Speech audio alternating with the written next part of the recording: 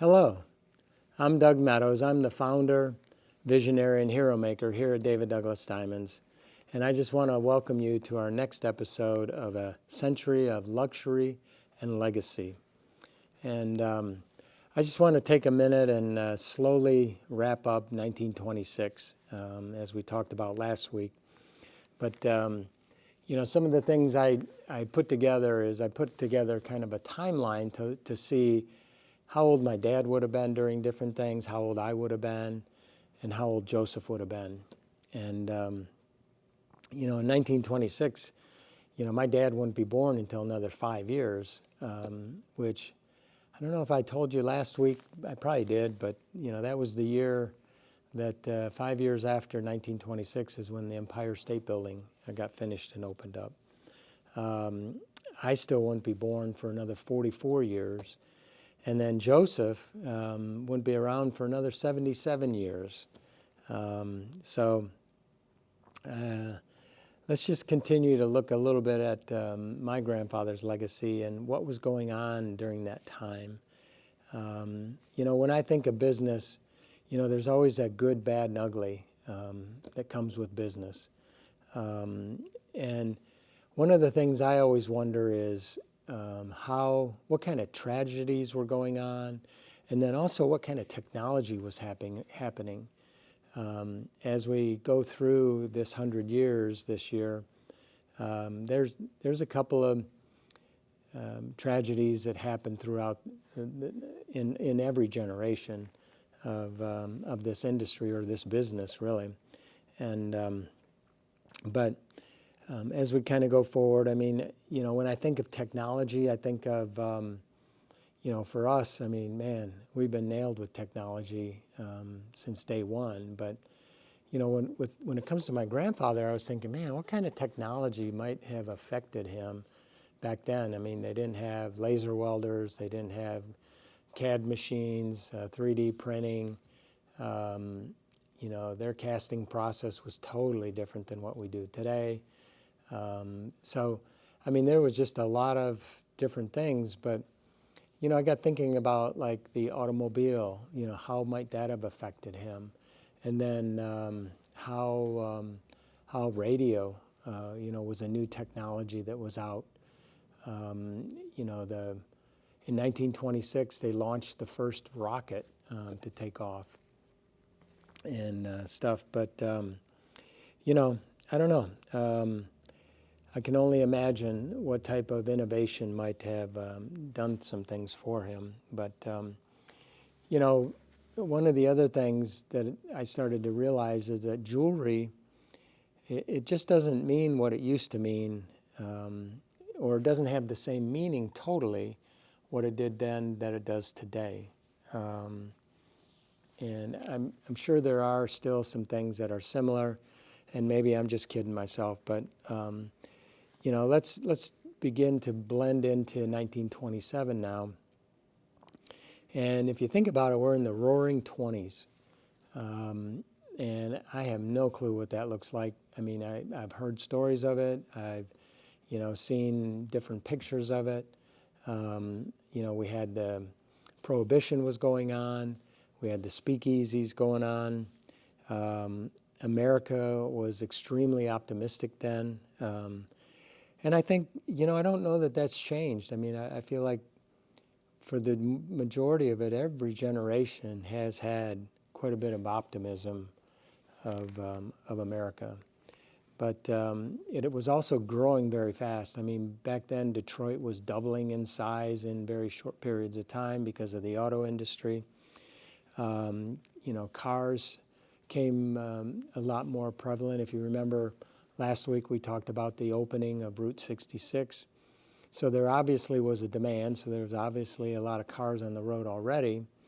And as prosperity sort of became more and more, people could afford those cars, and which also changed the way that they shopped, because they could now drive somewhere to go shopping instead of just walking or taking some type of transportation to it.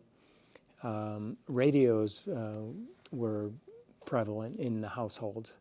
I mean, probably like, when I was growing up, it was like a TV was a big deal.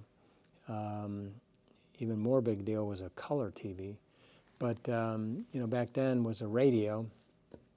And I don't know, I'm sorry, I'm going down a rabbit hole. But, when I think of radio, back then it was mono. There was no stereo.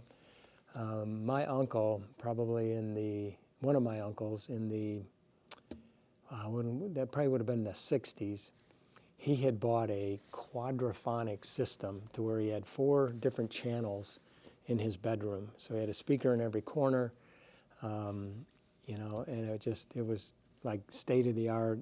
You talk about technology. I mean, that was pretty cool. I enjoyed that. But, so we had radio that everybody lived around. That's where you got your news. That's where you got your Sunday morning devotions. You got, some storytelling was starting to go on there.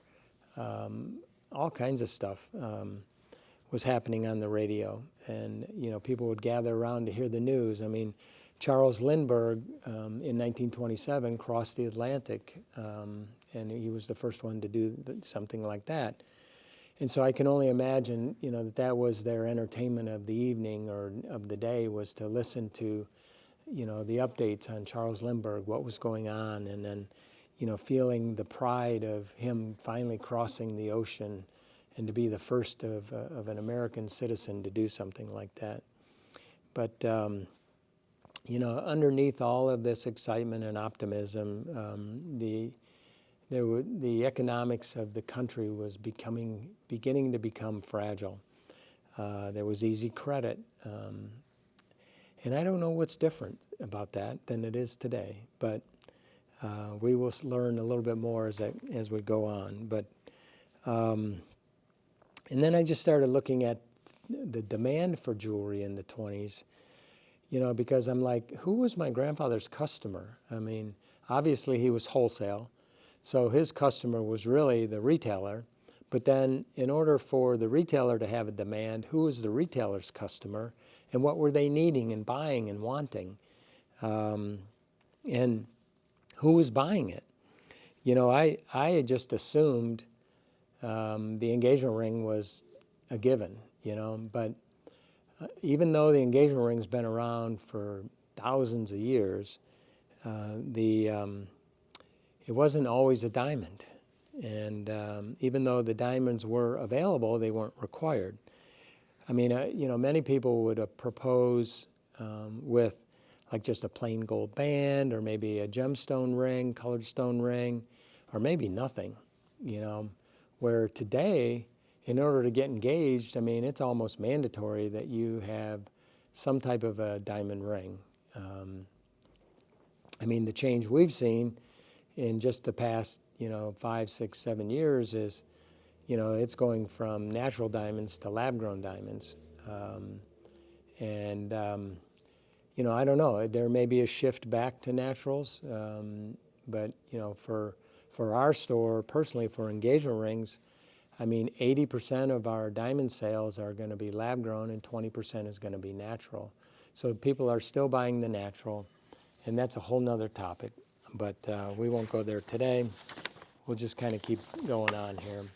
But jewelry was purchased for, and I don't know that it's much different than back then than it is today, but it was purchased for milestones in your life, celebrations, but also status. And for some reason, I don't know why I would think status would be more important back then than it is today.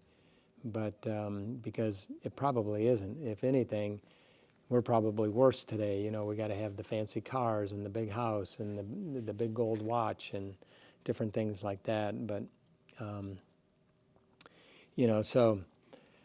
but looking at the engagement ring, I always thought Tiffany Company created the engagement ring, right?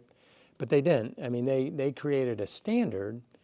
They came up with a design that became, a staple and still is kind of the foundational ring today, which is the Tiffany simple 6-prong solitaire. And it was the first style that kind of lifted a diamond up and just made it look really pretty.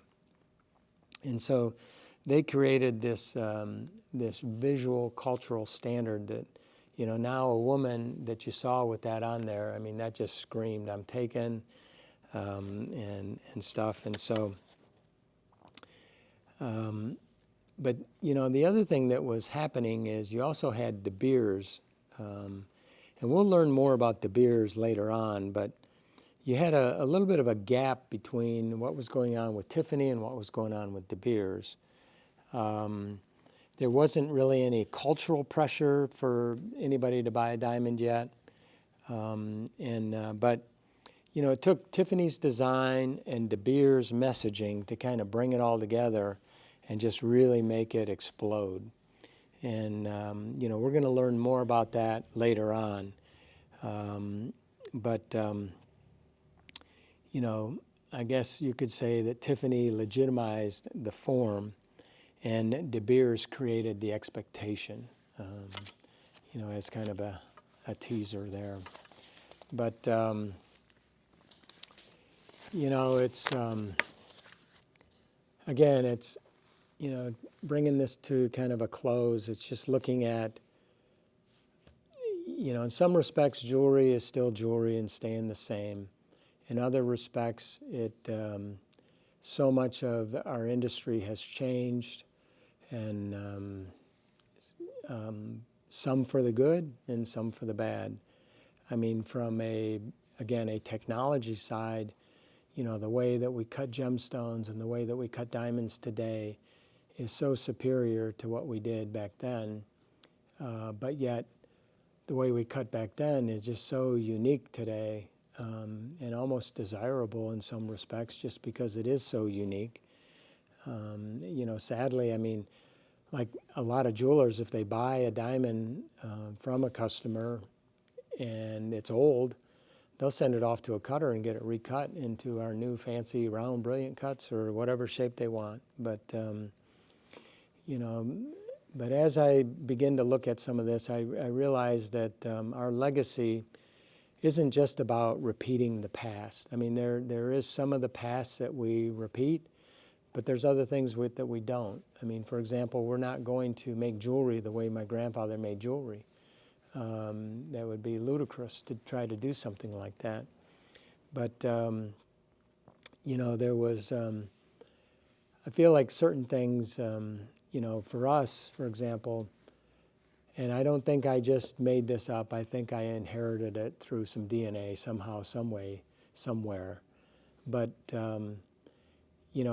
I just, they say the apple doesn't fall too far from the tree. So what I saw in my dad and uncle had to have been shown from their dad and learned from their dad. They didn't, talk bad about their dad. They didn't, or my grandfather, they didn't, they did business fair and straight and upright and honest. And, I mean, they were men of integrity. And so I've also desired to do the same.